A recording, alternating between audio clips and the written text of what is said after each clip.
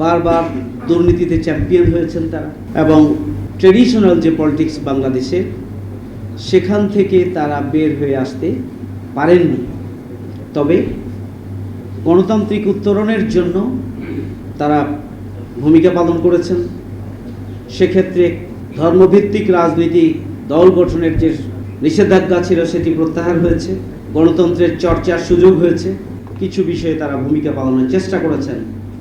কিন্তু দেশ এবং জাতিকে এগিয়ে নেওয়ার জন্য যেভাবে নিজের পায়ে দাঁড়ানো দরকার ছিল, আধিপত্যবাদ বিরোধী চেতনাকে শক্তিশালী করে স্বাধীন সার্বভৌম রাষ্ট্র হিসেবে দেশটিকে বিকশিত করার জন্য যে পদক্ষেপ গ্রহণ করা দরকার ছিল, সেক্ষেত্রে তারাও ব্যর্থ হয়েছেন। অর্থনৈতিক সমৃদ্ধির দিক থেকে যেভাবে দুর্নীতিমুক্ত গতিশীল অর্থনীতি গড়ে তোলা দরকার ছিল, সেক্ষেত্রেও তারা ব্যর্থতার পরিচয় দিয়েছেন। আমরা 9 মাস লড়াই সংগ্রাম করে নতুন বাংলাদেশ, আমরা নতুন ভূখণ্ড পেলাম। আমরা স্বাধীন সার্বভৌম বাংলাদেশ হিসাবে এদেশের অধিকাংশ মানুষের চিন্তা চেতনাকে ধারণ করে আমাদের যে স্বাধীনতার চেতনা ছিল, সাম্য, মানবিক মর্যাদা, সামাজিক মর্যাদা, ন্যায় বিচার, এই সব কিছুকে আমরা পদদলিত করে আমরা ধর্ম নিরপেক্ষতাবাদ অর্থাৎ ধর্মহীনতা এবং এই দেশটিকে সেকুলার একটি রাষ্ট্রে পরিণত করার জন্য ষড়যন্ত্র করা। 75 সালের একটি ঘটনার পরে আমরা দেখলাম যে বহুবিধ ঘটনা বাংলাদেশে সংঘটিত, বিপ্লব এবং প্রতিবিপ্লব। এর মধ্য দিয়ে বাংলাদেশ তার প্রকৃত পরিচয়কে ফিরে পাওয়ার জন্য চেষ্টা করেছে। এদেশের জনগণের যে অধিকার, এই 54 বছরে যারা ক্ষমতায় এসেছেন, আওয়ামী পরবর্তী সরকার, আমরা দেখেছি যে সেনা শাসনের মাধ্যমে একটি দীর্ঘ সময় এরশাদ সাহেবের নেতৃত্বে তিনি চেষ্টা করেছেন তিনি তার মতো করে বাংলাদেশকে সাজাতে, এবং দীর্ঘ সময় তিনি সেনা শাসনের ধারাবাহিকতায় নিজের মতো করে একটি দল গঠন করে তিনি রাষ্ট্র পরিচালনা করেছেন। তিনি জনগণের অধিকার এবং আমাদের যে স্বাধীনতার চেতনা, সেই চেতনাকে ধারণ করে স্বাধীন সার্বভৌম রাষ্ট্র হিসাবে স্বাতন্ত্র্য বজায় রেখে নিজের পায়ে দাঁড়ানোর জন্য তিনি ভূমিকা পালন করতে পারেন।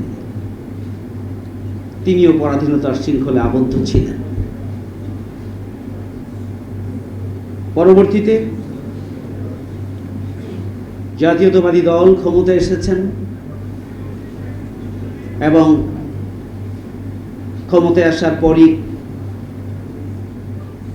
স্বাধীনতা উত্তর দেশটিকে যে গন্তব্যের দিকে নিয়ে যাওয়া হচ্ছিল এবং হয়েছিল, সেই গন্তব্য থেকে আবারও দেশ এবং জনগণের আকাঙ্ক্ষাকে পূরণ করার লক্ষ্যে তারা নতুন নতুন কর্মসূচি নিয়ে চেষ্টা করেছে দেশের স্বাধীনতার সার্বভৌমত্বকে উচ্চকিত করার জন্য, দেশের উন্নয়ন এবং অগ্রগতির জন্য তারা চেষ্টা করেছে।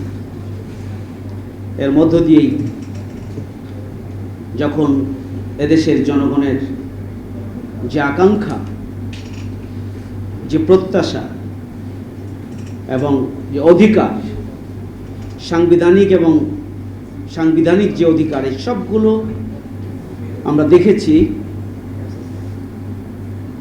যে আমাদের তৎকালীন সরকারের কিছু কিছু ভূমিকা, যে ভূমিকাগুলো জনগণের আকাঙ্ক্ষার বিরুদ্ধে গিয়েছে, দেশের উন্নয়নের জন্য ক্ষতিকর বিবেচিত হয়েছে, বারবার দুর্নীতিতে চ্যাম্পিয়ন হয়েছেন তারা, এবং ট্রেডিশনাল যে পলিটিক্স বাংলাদেশে, সেখান থেকে তারা বের হয়ে আসতে পারেননি। তবে গণতান্ত্রিক উত্তরণের জন্য তারা ভূমিকা পালন করেছেন। সেক্ষেত্রে ধর্মভিত্তিক রাজনীতি দল গঠনের যে নিষেধাজ্ঞা ছিল সেটি প্রত্যাহার হয়েছে এবং গণতন্ত্রের চর্চার সুযোগ হয়েছে।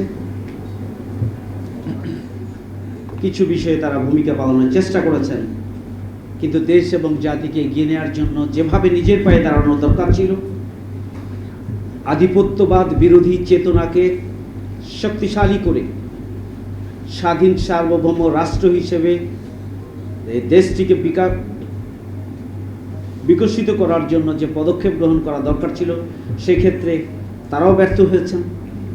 অর্থনৈতিক সমৃদ্ধির দিক থেকে যেভাবে দুর্নীতিমুক্ত গতিশীল অর্থনীতি গড়ে তোলা দরকার ছিল, সেক্ষেত্রেও তারা ব্যর্থতার পরিচয় দিয়েছেন।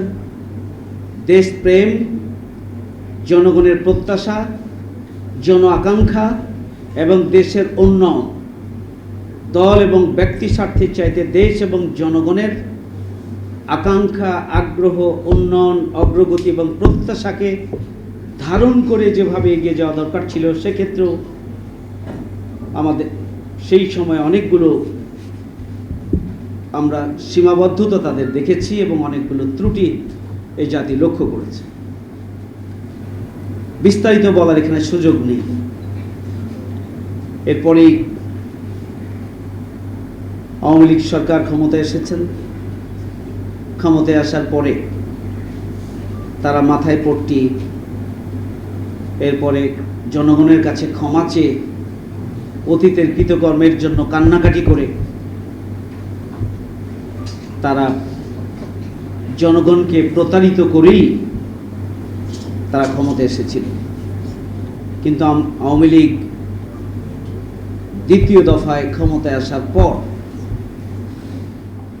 তারা আবারও তাদের যাবতীয় কর্মকাণ্ডকে আমরা যদি বলি, উন্নয়নের ক্ষেত্রে দুর্নীতি, রাজনৈতিক অস্থিতিশীলতা এবং তাদের যে নিপীড়নমূলক কার্যক্রম, গণতান্ত্রিক কর্মসূচি পালনের বাধা, আমরা এটিকে একটি পয়েন্ট যদি হিসাবে ধরি, তাহলে সেই দিক থেকে তারা আবারও তাদের পূর্বের চরিত্রে ফিরে গিয়েছিলেন। দুই হচ্ছে দেশের অর্থনৈতিক উন্নয়নের পরিবর্তে লুটপাট এবং বিদেশে অর্থ পাচার, এই দিক থেকে আবারও নতুন করে তারা নতুন রেকর্ড গড়েছিলেন। এবং তৃতীয় যেটি সবচেয়ে গুরুত্বপূর্ণ বিষয় ছিল, সেটি হচ্ছে আমাদের স্বাধীনতার সার্বভৌমত্বকে হুমকির মধ্যে ফেলে দিয়ে একটি প্রতিবেশী রাষ্ট্রের করদ রাজ্য হিসেবে বাংলাদেশকে তারা বিক্রি করে দেওয়ার চক্রান্ত করেছিল, ষড়যন্ত্র করেছে।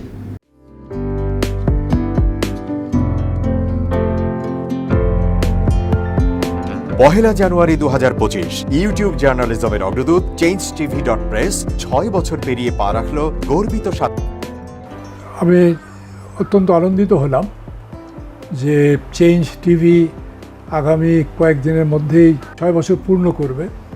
আর হাঁটি হাঁটি পা পা করে চলা শুরু করে এখন সে বেশ দৌড়াদৌড়ি করছে বলা যেতে পারে।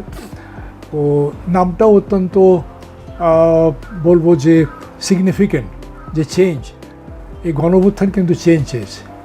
সেই হিসেবে তোমার টেলিভিশনের, তোমার এই চ্যানেলের নামের একটা যথেষ্ট মিল পাওয়া যায়। আমার প্রত্যাশা যে এই গণঅভ্যুত্থানের যে প্রত্যাশা, যে আশা আকাঙ্ক্ষা, চেঞ্জ টিভি সেটিকে এগিয়ে নিয়ে যাবে। তোমাকে শুভেচ্ছা। চেঞ্জ টিভি যারা সম্পৃক্ত আছেন, যারা কর্মী আছেন, সামনে পেছনে সকলকে আমার শুভেচ্ছা। changetv.press, এক ফোঁটা হলুদ নেই। Online TV channel change TV 6 বছর ধরে ওনারা কাজ করে যাচ্ছেন। ইতিমধ্যে জনগণের হৃদয়ে স্থান করে নিয়েছেন। প্রায় 22 লাখ সাবস্ক্রাইবার আছে এর। আর যে কোনো অনুষ্ঠান 10 লাখের মতো মানুষ এটা প্রতিদিন মানুষ দেখে থাকে। আমিও এই চ্যানেল নিয়মিত দেখি। তো চেঞ্জ টিভির পক্ষে আমিরুল মোমিনিন মানিক সাহেবের উপস্থাপনা, প্রশ্নের ধরন, এগুলো জনগণ দেখতে চায়, শুনতে চায়। আমি চেঞ্জ টিভির উত্তরোত্তর সমৃদ্ধি কামনা করছি। changetv.press, এক ফোঁটা হলুদও নেই।